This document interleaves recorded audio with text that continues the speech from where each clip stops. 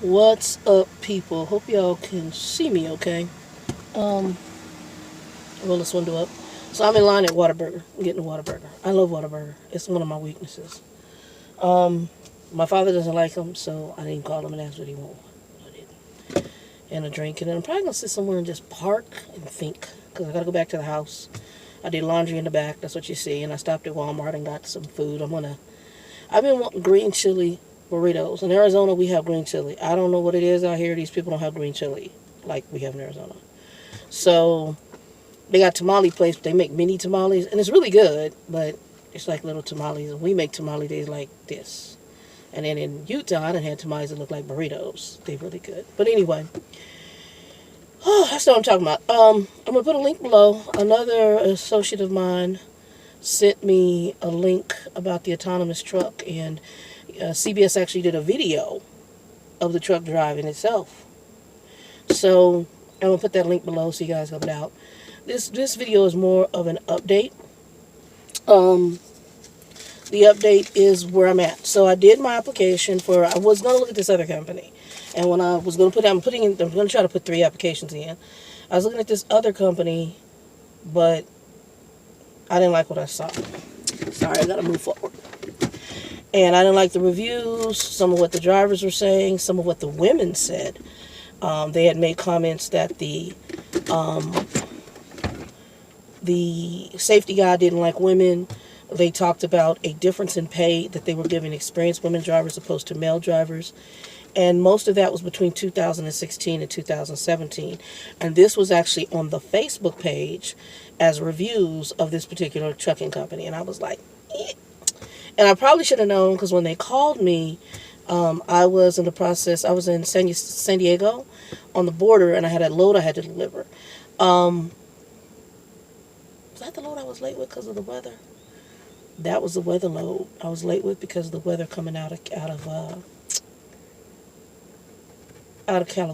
I think or out of Washington State. Well, anyway, I I turned around and I said no to them. But I went in and put in for the one that I was interested in. As soon as I put that application in, within 10 minutes, the lady from that company was calling me. My headhunter, I guess, and her have interacted so they know each other, and they've been building a rapport. So I got good vibes from both of them about each other. And my headhunter took my information so that she gets credit for the referral. But everything looks good. The only thing I got to do is I got to send over. Well, she's asking me for my long form, but that should be tied to my license. And then she said it wasn't showing it. But then when she went further down the record, she said, "Oh, it is showing it." I said, "I'm gonna send it to you anyway because I don't want no hiccups." I'll also send her my trucking school review. Um, I'll also send her my CPAP report, and I'll have that all on Tuesday, Wednesday. Tuesday should be my complete 30 days. So I'll send that to her on Wednesday. And then my goal, cross fingers, my goal is to be out of here on my way to, I don't know if I'm going to, they're in Kansas and they're in Texas. But it sounds like wherever I'm basing myself out of, it can depend on where I'm going to be running in the U.S. She was really excited to hear I was out of Arizona, so it sounds like they need drivers out of Arizona, but Arizona's a major trucking hub. A lot of people don't know that. So you've got everything on the border. You've got Arizona surrounded by several areas. So you've got the I-5 corridor, which is a huge trucking hub. You've got it's the I-70, I-80 that you can link to. And so we're kind of like right there. So if there's anything in Cali you need, you can go get it. Anything in Utah you need, you can go get it. Anything in Colorado you need, you can go get it. Anything in New Mexico, you go get it. And then obviously Texas. So we talked about some things. She asked me, one of the questions that I liked that she asked me about my pay. She says, were you getting paid for like your sit time, your waiting time? And that's when we got into the fact that I had to track my own detention in order to make sure my company paid me. And like I said, there's probably a lot of detention in the beginning they didn't pay me for. And if you didn't track it, you just lost money. So I didn't do that in the beginning because I didn't know they were that lackadaisical, and I wasn't realizing it was missing from my check. And so I was like, wait a minute, I should be getting detention pay. And then when one person from the company told me it's about $20 per hour, I'm like, oh, hell no. So then I went back and started reviewing, and then whenever I had detention, I made sure I let my driver manager know. But it was almost like I was managing my own business, which as soon as I told this lady that, she said, oh, no, you're not going to have to do that here. She said, we will make sure you get paid your detention pay. But see, they're their own beef company. So I'm not really, you're actually working for that company. And then I also heard they have a good lease purchase program. I'll find out more about that later because I'm not going to do that for about a year. Because my main goal is to lap band, Chapter 7, and then do my truck. So all of that's first on the plate, and I'll do that within 12 months. So, and hopefully sooner, because now I'm already a month behind because I wanted to do this switch in January, but I couldn't because of the whole CBAP. So I won't get down 2 months behind because it probably won't be till really almost late February that I'm really going to be rolling. But it's okay because at the same time I realized, even though my biological father drives me nuts, it's safe from being out in winter weather that's really bad. So that much was good. Anyway, so right now I'm getting ready to go. I don't know, I might go. There's a little park. It's not too far from here. I might drive down to that and take care of that. Hi. All right. So to finish off. So anyway, when I talked to the lady for the new company, sorry guys, I had something to eat. I went to a park, ate my hamburger, and there was some weird folks over to the right, so I like to pay attention because Lubbock has some odd people. Like right up the street to McDonald's the other day, they done killed some man in the driveway. He in the driveway getting ready to order his food, and these crazy asses done shot him in the head or something. They done killed a man. That was like Wednesday night. We got woke up, I think my second or third week here. The cops come because they done chased somebody who done killed somebody somewhere else. And then he done come to the old people complex. This complex is like 55 plus community. And they got a little gate and they got little brick walls. So that's one thing I do like about it. It's nothing but really old people or disabled. So there's a little Latino guy next door to my father. And he's, I think he's mentally slow. He can get around, but he kind of got a limp too. And I know he's not 55. He's up there probably though, but he's disabled. So he has one of them chairs. He goes and catches the bus down here. And this crazy ass gonna come up in here and hide out in the old people complex. So the cops woke us up because he was barricaded in, and they woke us up in the middle of the night, 2 something in the morning, and they done had to wake us up to possibly evacuate us from the apartment. They decided not to evacuate us because the guy barricaded himself back in, and all of a sudden they had him outside. Crazy as hell.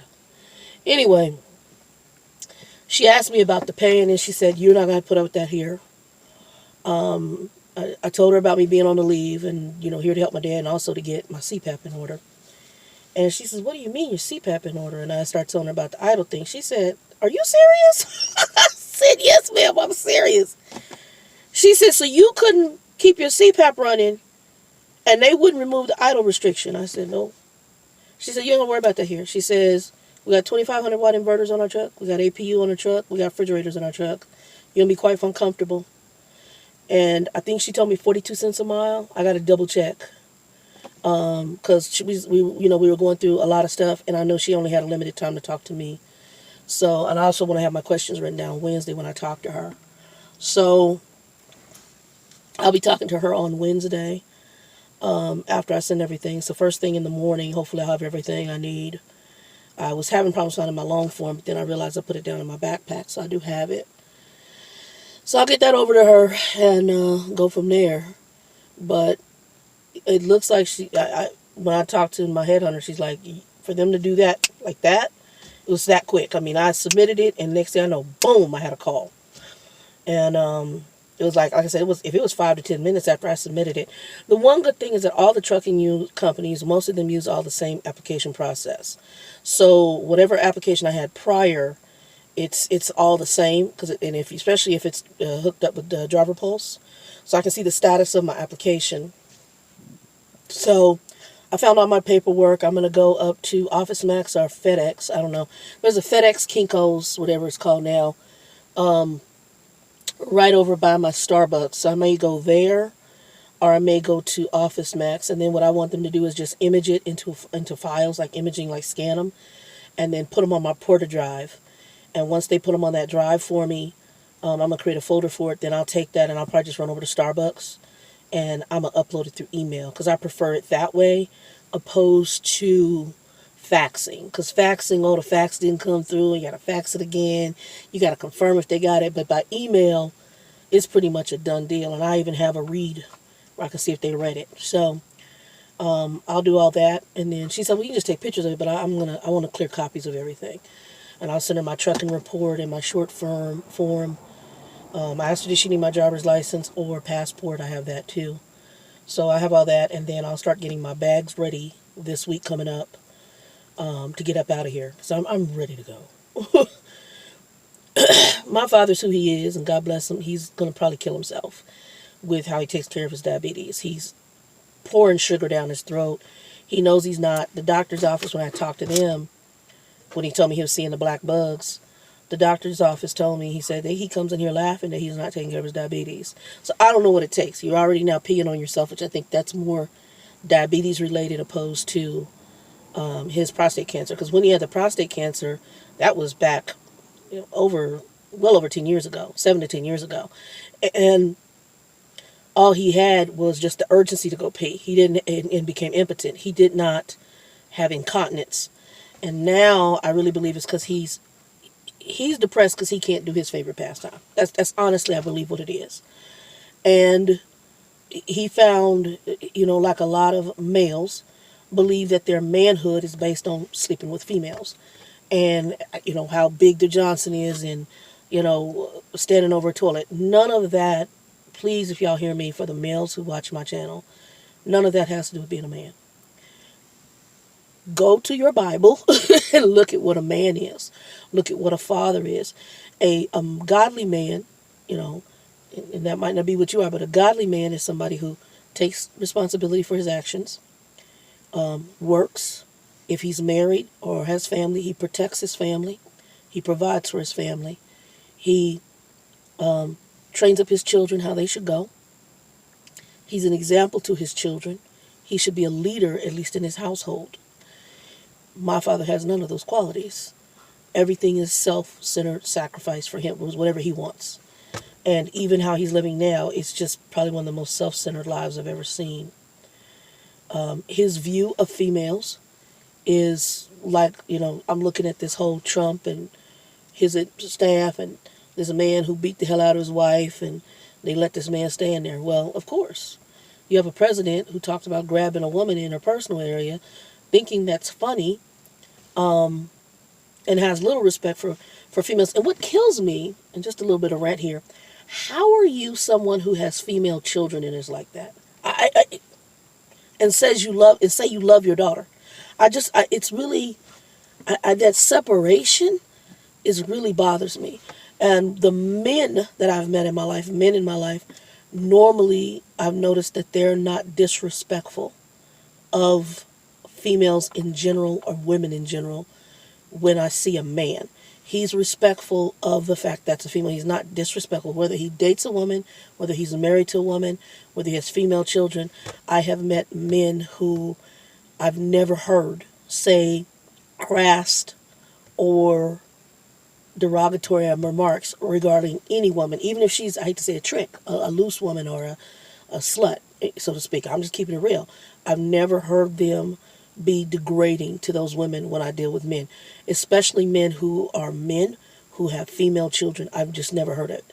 Now, grown males who've dropped females over and don't respect females in general, that's amazing to me. I don't know how you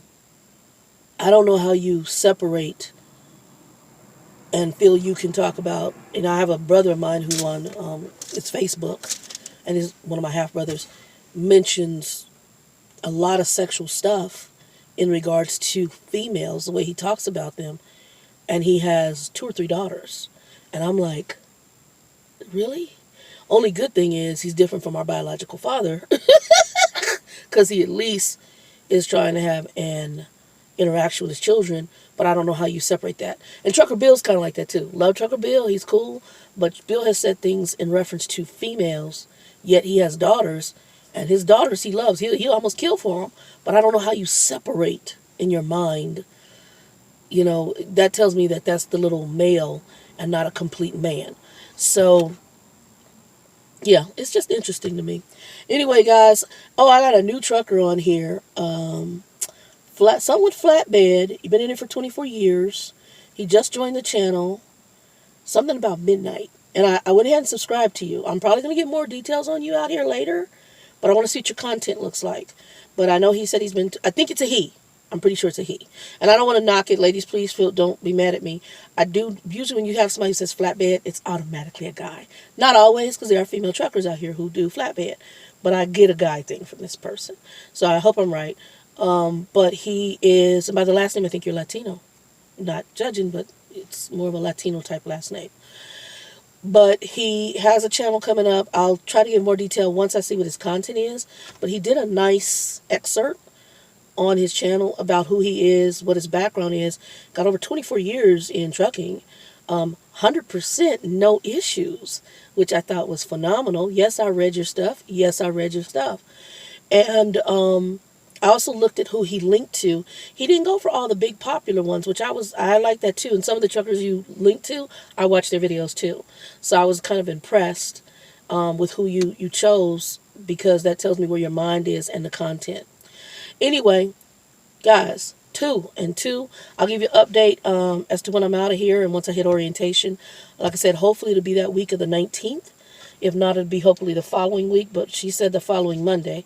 And I'm not sure if it's going to be in Kansas or here in Texas. So I'll know more here. That was the other issue, was the fact I told her I was here in Lubbock, and I think she thought I was going to make her Lubbock home. This is not home. Eventually Spur might be, but not Lubbock. To my knowledge, unless I get a really good deal on some property here. Anyway, peace, joy, happiness. God bless you guys. Be safe out here on the road.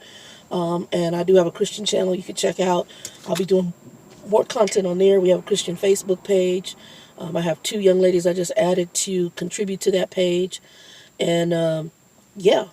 And we have the Trucker Dog page. I just kind of upload videos from that, but I also put other content. I'm going to put the link below about the autonomous truck that a friend of mine from Facebook sent me that was interesting. You guys can watch, actually see video of it if you click to the link. 2 and 2.